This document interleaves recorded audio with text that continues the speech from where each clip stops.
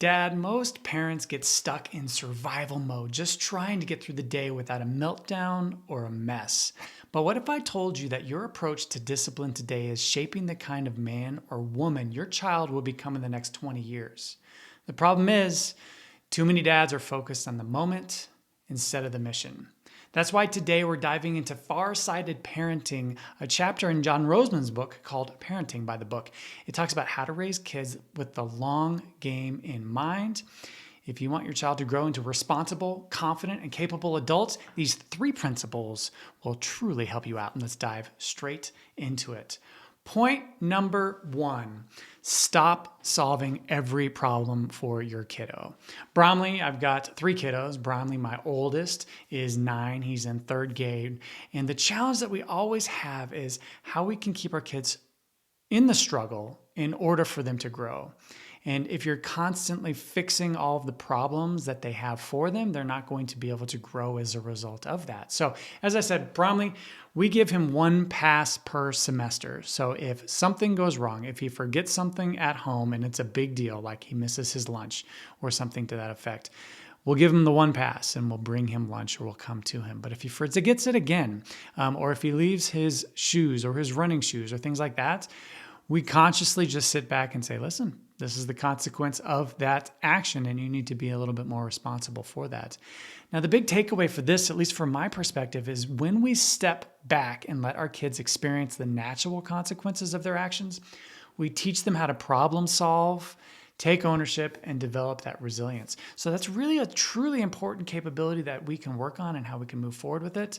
But that brings me to point number 2, which is to teach self-control, not obedience. And this is one of the big things that really I've challenged myself with the 3 kiddos growing up. And the key idea in this is obedience is good, but self-control is better.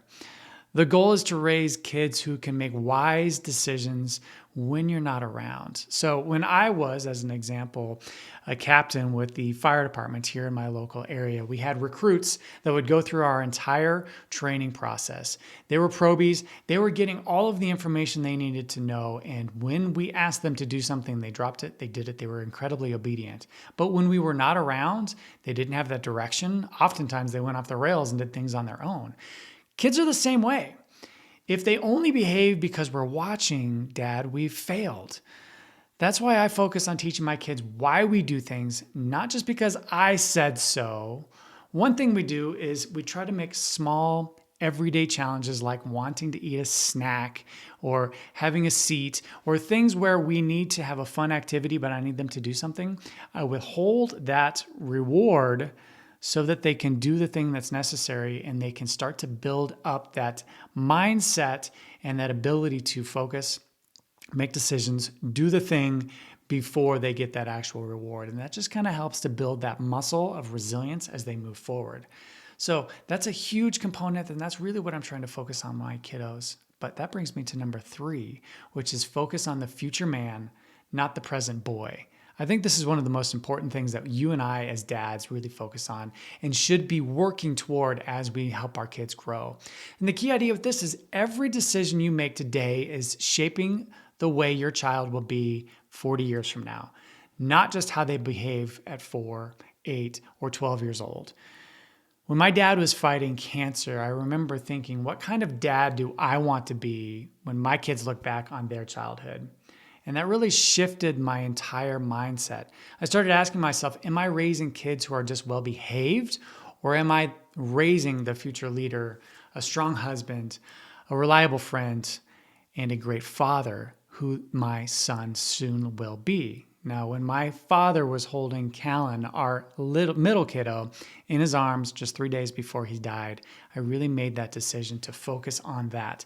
So the takeaway from my perspective is picture the son, your son, as the man he will become, and start to help facilitating those little lessons to help them become a man. So it's not just those small little things that are annoying you for the day, but take those long-term lessons, those challenges that they're facing in life, the kid that's bullying them, and try to give them just small little doses of perspective on what that means for the broader picture in life and in their day.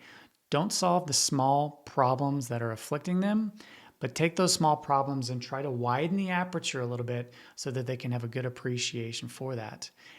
That brings me to my bonus point. I noticed I had 3, but there's a third one that I think is just as important, if not even more so, and that's leading by example. You don't need to be the perfect dad. You need to be a present one. And I struggle with this still to this day. I'm always listening to podcasts. I'm always trying to learn more and be a better person, professional, and help to support my family. But I'm really working to pull that earbud out of my ear and listen to the kids. And that really happens, especially when they're being extremely annoying. My littlest, Allegra, is all over the place. She's 3.5 right now, and she is asking questions. She's trying to do all the things, and she's getting into stuff and causing problems. The challenge that I face is trying to not snap, trying to not get really angry with her when she's causing problems. And the way that I do that is twofold. The first thing that I do is I try to acknowledge when she is starting to frustrate me. And I do this tip that I called first just breathe. First just breathe is a tip where you can basically lower your pulse, lower your blood pressure, and ease the anxiety of a moment so that you can perform better and address the situation. So it works really well with kids. And if you think about it, first just breathe stands for fists, jaw, and 1 mindful deep breath. So if you think about it, when you're looking at your fists, if you're really stressed out, they're unconsciously clasped down. If you can physically notice that your fists are clasped like this and just release them out, shake them out, that will immediately start to relax your body and your system a little bit more, while at the same time your jaw is very tight. It holds a lot of tension. So if you can take your jaw and physically drop it to the floor, and then take 1 mindful deep breath. If you do that with me right now, relax your fists, drop your jaw to the floor, and take 1 mindful deep breath, you'll feel kind of an easing, a soothing within your body as you start to get into the present moment. And that is physically dropping your pulse, your blood pressure, and your anxiety so that you can make better decisions in a stressful moment. That brings me to my second point. Now you can get down to the level of your kiddo. You've eased the stress. Take that earbud out of your ear, look them in the eye, and either address their concerns that they have for you or have them stop what they're doing, get an appreciation for what you want them to do, have them focus on it. Don't raise your voice, don't snap at them, and then move forward from there. So being that example and performing in that way is really important, but most importantly, it's important for you to do so in front of your wife, so that your kids can see that you are modeling that same type of behavior, not just with them, but with your wife as well. That's absolutely huge. So look, parenting with the long game in mind isn't easy, but it's worth it, Dad.